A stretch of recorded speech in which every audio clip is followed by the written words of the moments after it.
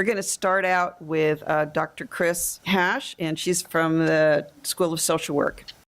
Usually you have loneliness and isolation are kind of linked together, and the problem with that is they can lead to premature death. Behaviors like inactivity, smoking, drinking, poor diets can lead to heart disease and even cognitive decline. Loneliness and isolation can increase the risk for scams and fraud with older adults too, and that's becoming more and more of a problem as well. And like I said, the bottom line is loneliness and isolation can lead to premature death because of all these behaviors and things that folks are at risk for. And so just a few statistics that should kind of put it right here to us. Is it estimated 50% of those 60 plus are at risk for social isolation. About a third will experience some degree of loneliness sometime in older adulthood. So, in terms of, when people are older, they're going to be isolated and lonely. No, that's not the case for most, but it can happen. And when it does happen, it's, can lead to all these other things that are not good. Kind of coming from where I live and the types of things that I engage in, I would look at this and say being a caregiver, definitely. The caregivers that I work with, depending on whether they have any kind of respite, they can become extremely isolated and lonely. And especially during the pandemic when they would rely on, daily or weekly activities with the care receiver that they would normally do, and now they couldn't do it. Whether it was like going out to lunch once a week or going, different places and visiting people. And so that was huge. And then, I live in West Virginia, so, rural living is a real thing. And we also have, I think, usually the second or third oldest population in the country in terms of the median age. Yep, we are a very, very old state. So the rural living and being the caregiver, I can definitely attest to the increased isolation and loneliness. And then, we also had older people of all ages who were dying alone in hospitals, and, FaceTiming on iPads with their loved ones. So this is not anything we'd ever experienced before. Hopefully we'll never experience again. Thanks, Chris. Terry? A little bit about aging and long COVID. I really hadn't given it much thought until I started looking it up for this presentation, and how it was daily stuff. Like, he was having trouble with extreme fatigue. And what does that mean? Raising his arms, lifting clothes into the closet led to shortness of breath. And that the risk factors are so great, and there hasn't been that much research on it. And, what could it be? Well, they think maybe it could be ongoing inflammation or dysfunctional immune response in an elderly person. And, what's going on with it? Well, maybe you have reservoirs of the virus sitting in the small blood vessels causing possible clots. You could have some residual effects in your heart, your lungs, your kidneys. They think that 32% of the people over 65 might have that had COVID could go into long COVID. Wow. Whereas with younger folks, age 18 to 64, maybe 14%. So 32% versus 14%. And I'm sure most of us in this room, not all of us, heard that thing when it came out in March of, 2020, like, if you're over 65, you're going to get it. You're going to get it bad. And I was like, I don't think of myself as that age, I guess. And what is it? What happens with that that's relevant right now? Well, it could increase the onset of disabilities that maybe would not have been so prevalent before. It may increase somebody's inability to work. And I never suffered from long COVID, but I've seen colleagues that have. But one person I was reading about was, as I said, they said, well, you're getting older. And he said, not in one day. You know, in one day he started having these significant changes. And he said, that's not aging. One day is not aging. But it also stressed that if somebody thinks they're having symptoms, they should have a neuropsychological exam so that whatever it might be, not to make assumptions. And so the goal is there for more targeted treatment to what the reality of the situation is.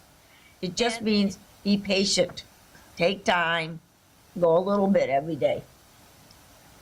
Sounds like good advice. Beth?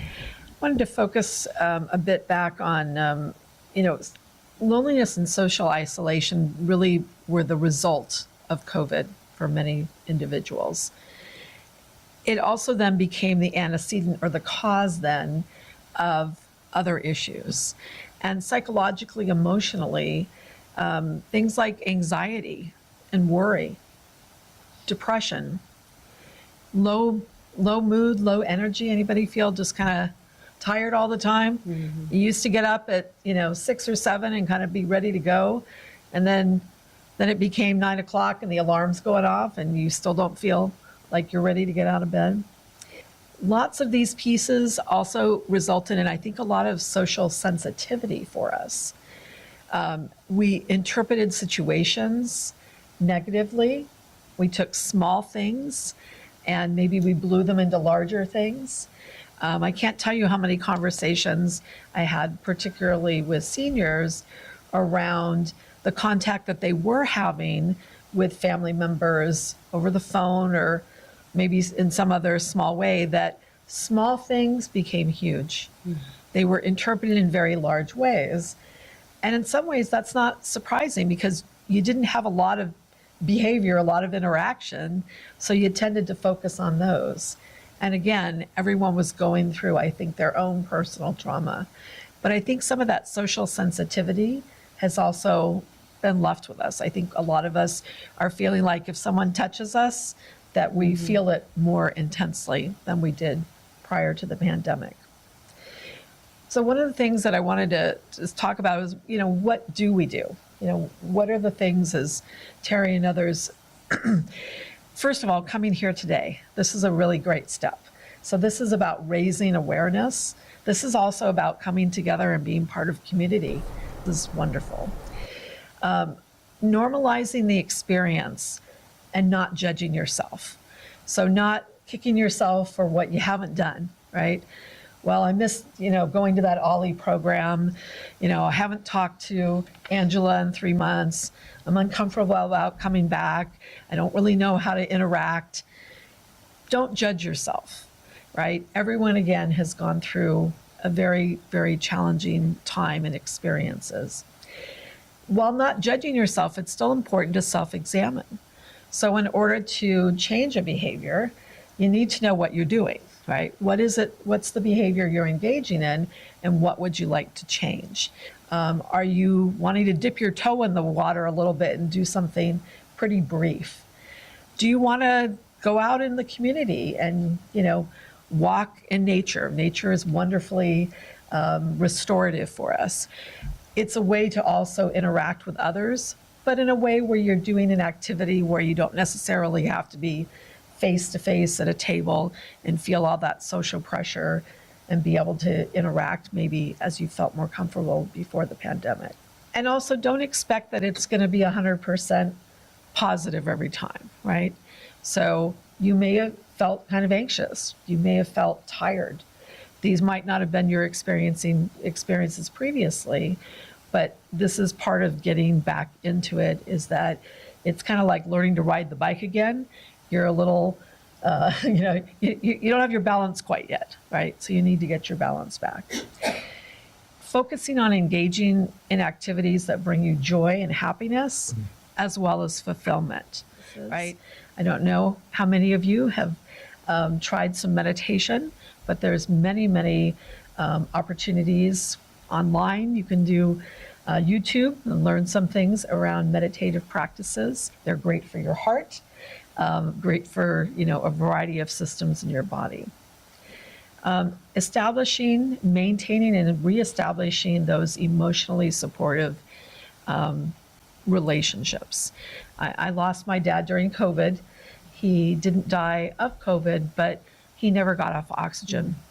But what other relationships can I nurture? What other relationships can I develop moving forward? As we said, taking a class, you get to the point, or maybe you're already there where you feel comfortable doing some traveling, particularly traveling with others, having support. I always think the OLLI program travels are amazing because you really do get that full experience while not being burdened with having to figure it all out yourself. And then as you go along, you want to be reassessing, right? So these are just some thoughts to share with you. And when we get to the Q&A, I'm really excited to learn maybe what you all have been doing so we could take some ideas back from you as well. Thanks, Beth. Diane? I spent a lot of time during the pandemic with the homeless.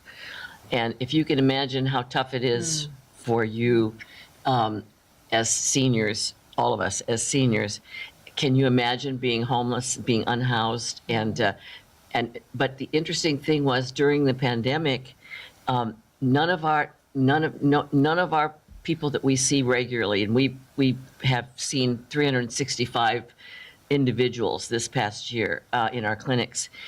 None of them that we know of had got COVID. And we think that there were several things. First of all, they're out there being exposed to all sorts of stuff that they've developed immunities to.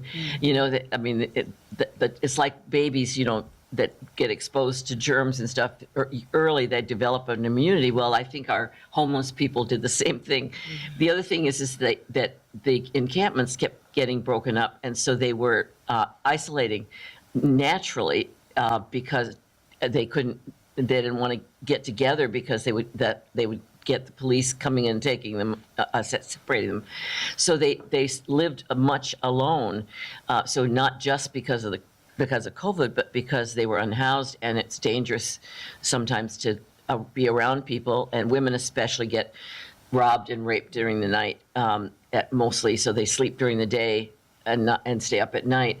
So I watched that and watched the elders and how they aged so fast because it was just, they had everything going against them. And of course, they're more homeless now among elders than there were because of the cost of housing. I also work with people from Eisenhower, and I run a long COVID support group for all the staff, not just doctors and nurses, because everybody got exposed. It was, you know, when the receptionist welcomed you, she got COVID from you as well. And so it's for all of them. And when Terry was talking about some of the symptoms, one of the group members said she fell asleep at a stoplight. There's a thing called excessive sleepiness, and it comes on you just dramatically. I mean, all of a sudden, you cannot stay awake. It's like narcolepsy. And people have, you know, accidents and all sorts of things. And so in addition to having the aging issues about driving and perceptions and stuff, they had that. And now nurses either retired, many nurses either retired early or they had to leave the bedside. You can't be at the bedside and have memory loss and not be able to remember when you walk in a room while you're there. You know, you can't do that. So you can't be at the bedside. So many of them went to outpatient or to clinics, other things, and took early retirement. I wanted to say a couple things about what you can do. So there's an app called Calm, C-A-L-M. It is the most wonderful app. I recommend it for everybody. The other thing that I'm a smart recovery facilitator for people with addictive behaviors, and we teach them to do VACIs. We call them VACIs. It's vital, absorbing, creative interests. So first of all, it has to be vital, meaning it's active. You do something. There's the kind of creative activities that really do help people. So anyhow, that's my story. I see a lot of head nodding. Eric, you've been taking notes. For giving me things to think about. Yeah, for my 10 minutes, I'll try to split it on three quick issues of 3 minutes each or so about one, why did this happen? 2, what could OLLI do in particular? And 3, I'll just, I don't really study this particular issue, but as a medical sociologist, there are certainly things I think about. I was almost going to joke a little bit when you said that you didn't hear the pandemic coming, but fortunately, I kind of did, maybe. In fact, I used to talk about it in my medical sociology class because I was like, there's still a couple years ago there was the plague. I mean, the plague was happening in Sri Lanka. Right. Now it's something we might be facing for years or maybe in perpetuity, which is why a panel like this is really important. So anyway, I'll leave it there. You guys are amazing. I'm going to applaud all of you. Well done.